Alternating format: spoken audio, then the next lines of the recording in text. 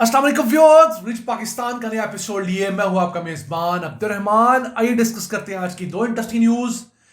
Pakistan railway ने नए railway track को बिछाना शुरू कर दिया है।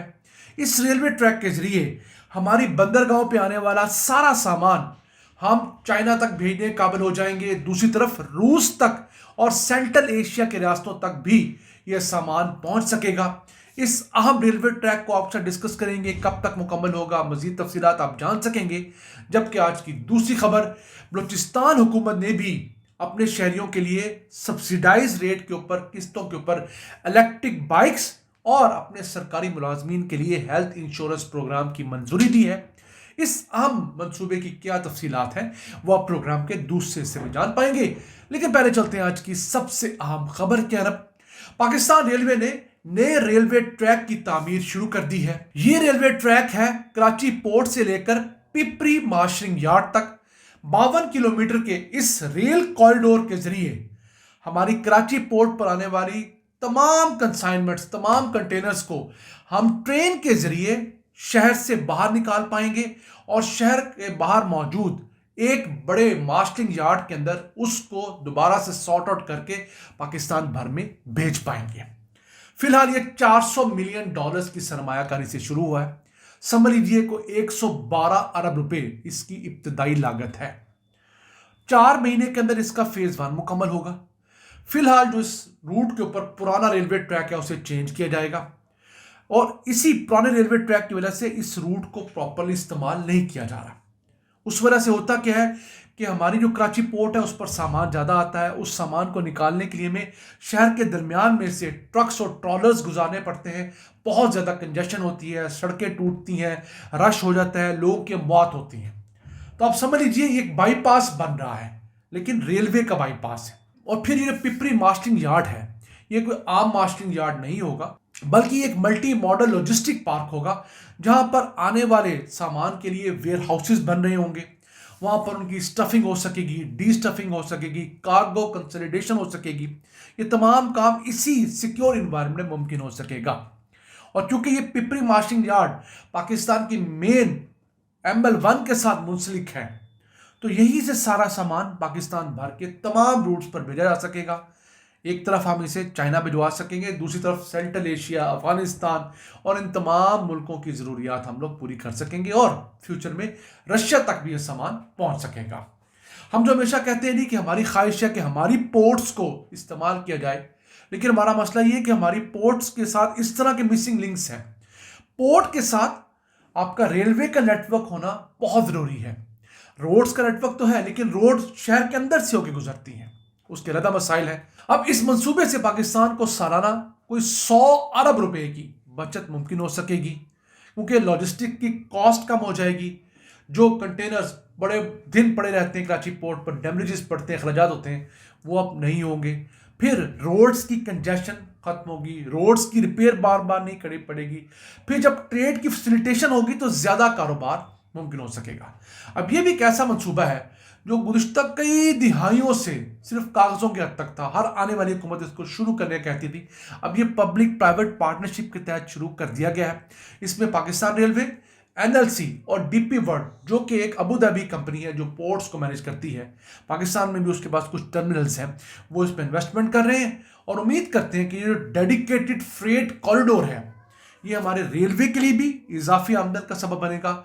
हमारे जो ताजर हैं, हमारे जो एक्सपोर्टर्स हैं, इंपोर्टर्स हैं, हमारे जो सनतकार हैं, उन्हें 50% तक कम चार्जेस अदा करने पड़ेंगे अपना सामान भिजवाने के लिए, वसूल करने के लिए, और थोड़ा सा रिलीफ वो हम लोगों को भी देंगे। जब वो लोग चीज़ें सस्ती मंगवा पाएंगे, चीज़ें सस्ती भेज पाएंगे, तो उनकी कॉस्ट ऑफ प्रोडक्शन कम होगी। तो हम उनसे ये मांगने में हक बजानिब है कि हमें वो चीज़ें जो फरोख्त करेंगे मुल्क भर में, उसकी कॉस्ट कटिंग ज़रूर होगी। आइए चलते हैं आज की दूसरी अहम खबर की तरफ। बलूचिस्तान हुकूमत ने अपने यहाँ नौजवानों के लिए और दीगर लोगों के लिए ई-बाइक स्कीम शुरू कर दी है। बेसिकली मंजूरी दी गई है। इसमें स्टूडेंट्स इन्वॉल्व हैं, ख़वातीन इसके लिए अप्लाई कर सकती हैं जो कि वर्किंग वूमेन हैं, और सरकारी जो मुलाजमीन हैं वो ये इलेक्ट्रिक बाइक ले सकते हैं। 30% तक सब्सिडी जो है हुकूमत बलूचिस्तान देगी और फिर बाकी जो रकम है ये लोग किस्तों में अदा कर सकेंगे।